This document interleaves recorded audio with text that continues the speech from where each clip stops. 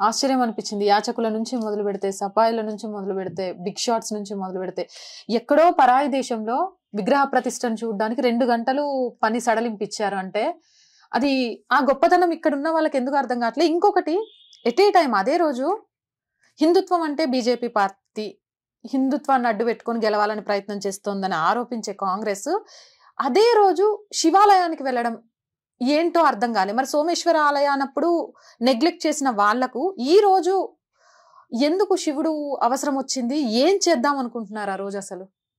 అంటే నాకు అర్థమైంది ఏంటంటే హిందువుల లోపల కూడా ఒక డివిజన్ తీసుకురావడానికి ప్రయత్నం చేస్తుండేమో నాకు అనిపించింది. వైష్ణవము శైవము వేరే, శివాలయము వైష్ణవాలయం వేరే. ఒక వైష్ణవ దేవాలయం కడుతురు, మేము శివాలయం పోతున్నాం అని మళ్ళీ అదొక రాజకీయం చేయడానికి ప్రయత్నం చేస్తున్నారు. హిందువుల లోపలనే మళ్ళీ డివైడ్ చేయడానికి, శైవులను వైష్ణవులను డివైడ్ చేయడానికి జరుగుతున్నట్టు ప్రయత్నం అని అనిపిస్తుంది. శివనామస్మరణ వేరు, రామరాజ్య స్థాపన వేరు. రామరాజ్య స్థాపనలో ప్రతి ఒక్కటి మన కుటుంబానికి మన దేశానికి ఉపయోగపడే ఒక విధి విధానాన్ని తెలుసుకునేది. అది కూడా మర్చిపోయి ఈరోజు మేము చేసింది కరెక్టే అని వాళ్ళు మాట్లాడే తీరును ఓన్లీ ఇప్పుడు వీళ్ళంతా చూసేది రాజకీయ ప్రాప్తి, రాజకీయ లబ్ధి కోసమే అనేలాగా మీకు అనిపిస్తుందా లేదా? ఈరోజు కాంగ్రెస్లో ఉన్నటువంటి కొంతమంది నాయకులే, కాంగ్రెస్ నాయకులు చేస్తున్నది ఒక వాళ్ళ మీద ఒక భూతం కూస్తున్నది, కమ్యూనిస్ట్ భూతం కాంగ్రెస్ మీద కూస్తున్నది, బేతాళుడు కూస్తున్నాడు వాళ్ళ మీద, కాంగ్రెస్ వాళ్ళ మీద కూర్చొని ఆ విధంగా చేయిస్తున్నారు అని చెప్పేసి కాంగ్రెస్ వాళ్ళే అంటున్నారు. ఇప్పుడు బీజేపీ వాళ్ళు ఏమంటున్నారు తర్వాత విషయం. అవును, వాళ్ళు ఏమని అనొచ్చు, రాజకీయ అనవచ్చు.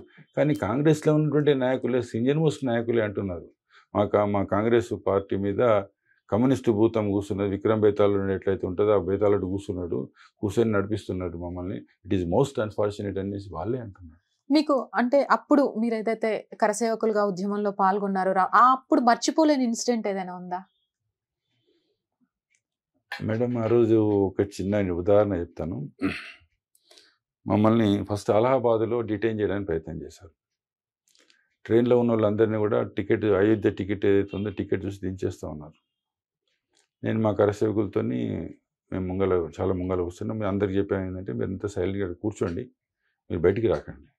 సో వెనకాల నుంచి అందరినీ చెక్ చేస్తూ ఉన్నారు, అందరినీ దింపేస్తూ ఉన్నారు.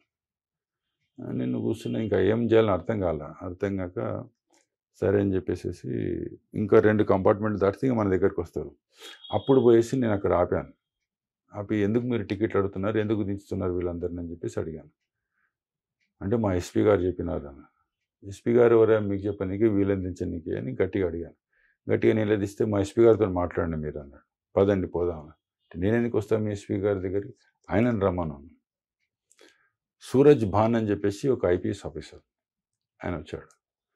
ఆయన వచ్చేసేసి రాగానే కొంచెము అప్పటి వరకు సైలెంట్గా ఉంది. ఒక కానిస్టేబుల్ గట్టిగా బాగా డబ్బాని కొడుతున్నాడు. అలా ఉన్న వాళ్ళు అల్లరి చేయొద్దని చెప్పేసి ట్రైన్ డబ్బాని కొడుతున్నాడు అనమాట.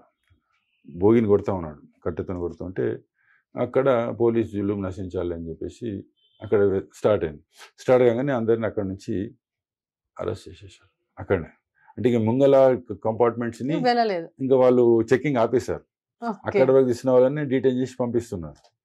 అందులో నన్ను కూడా పెట్టేశారు.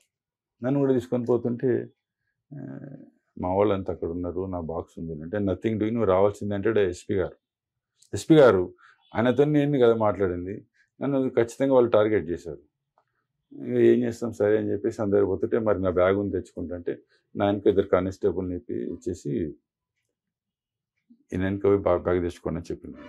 పోతే వాళ్ళకి తెలుగు రాదు కదా, నేను పోయి మా కంపార్ట్మెంట్లో ఉన్న నా బ్యాగులో టికెట్లు ఉన్నాయి మీ అందరివి, మీరు తీసేసుకోండి అని చెప్పాను తెలుగులో. వాళ్ళు టికెట్లు తీసేసుకున్నారు. నేను సపడకుండా జిప్ తీసి బ్యాగ్ పెట్టుకొని వచ్చేసాను. సో అందరినీ వెళ్ళిపోతున్నారు, ట్రైన్ ఇట్లా కదిలి ఇట్లా పోతుంది అనమాట. సో నా వెనకాల అంతా ఒక 40-50 మంది కానిస్టేబుల్స్ వాళ్ళు స్లోగా వస్తున్నారు. మన వాళ్ళు చాలా ముందుకు వెళ్ళిపోయారు, నా వెనక వీళ్ళు అంటున్నారు. సో నేనేం చేశానంటే ఈ కారణం మీద ప్లాట్ఫామ్ మీదకి వెళ్ళి పోతున్నాను.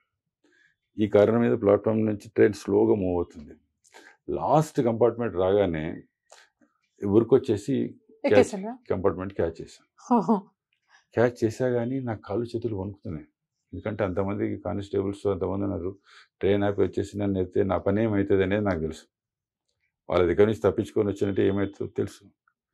బట్ అప్పుడు కంపార్ట్మెంట్లో ఉన్నటువంటి మిగతా ప్యాసింజర్స్ ఎంతో కోఆపరేట్ చేసి, అంటే మీరు ఏం కాదు కూర్చొని నేను ఇట్లా మళ్ళీ నన్ను మీరు షర్ట్ ఉందా వేరే ఏదంటే ఉందంటే నన్ను షర్ట్ మార్చిపించినారు. వాళ్ళే మార్చిపించి ఎవరో టీ పోతుంటే వాళ్ళే టీ తెప్పించేసి నాకు టీ తాగిపించినారు. తాగిపించిన తర్వాత మళ్ళీ నెక్స్ట్ స్టేషన్ వచ్చినాక ఆగిన తర్వాత అందులో ఉన్నటువంటి ఒక వ్యక్తి నా బ్యాగ్ తీసుకొని నన్ను వచ్చి ముంగల కంపార్ట్మెంట్లో ఎక్కించిపోయినాడు.